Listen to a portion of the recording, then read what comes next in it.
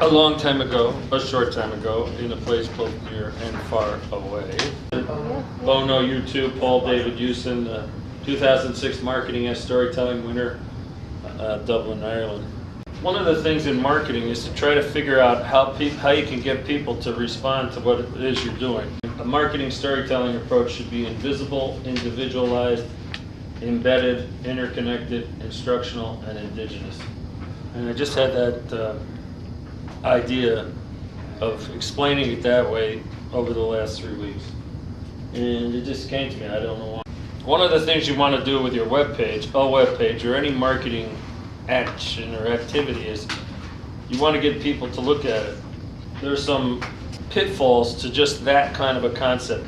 The .com companies were all like a lot of people were putting a lot of money into them, and then all of a sudden people pulled their money out of them and it busted for a while. The idea at that time was that they were looking for numbers of people to go to a website. And based on the numbers of people that went to a website, they determined that that created the value of that website. And then the value of the websites were determined from the numbers of people that went to the website. Marketing before that, it was the same idea. The numbers of people that went to a particular magazine, a TV show, or a radio show. For example, with a magazine or a newspaper, they would say, okay, this is a magazine.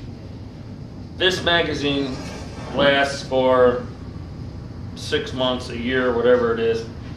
And the numbers of people that can look at this one particular magazine are, let's just make this up, 50 people look at each magazine. You know what I'm talking about? Do you do this too, the numbers of people? You do it by numbers of people in your... Impressions. You call them impressions? It's in the media platform. Yeah, okay, impressions. So they would say that this magazine would be seen by, each magazine would be seen by 50 people, and if they had 1,000 magazines, they'd make it 50,000 impressions.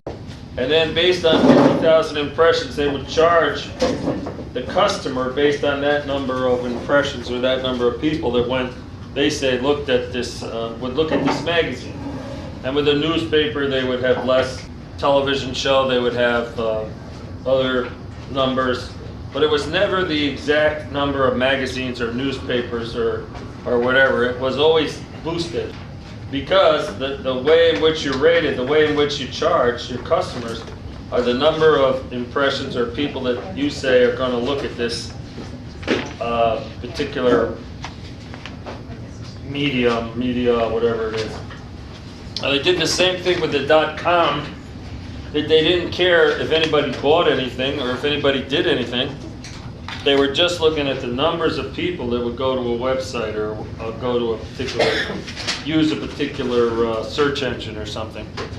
And they didn't care whether the person spent 1 minute or 1 second or 25 hours. And somebody all of a sudden woke up and said, hey, you know, that might be that we get large numbers of people coming here, but that doesn't mean that it relates to people buying anything from this, turning any of those people into people that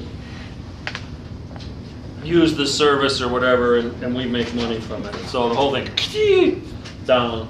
I have 4, and each one says something totally different, which is interesting. Like one will say that 10,000 people came. Another one will say 25 people came. Another one will say 20, and the other one will say 8. So I don't know why, but you get all different ones say different things. I have no idea why. If you do, let me know.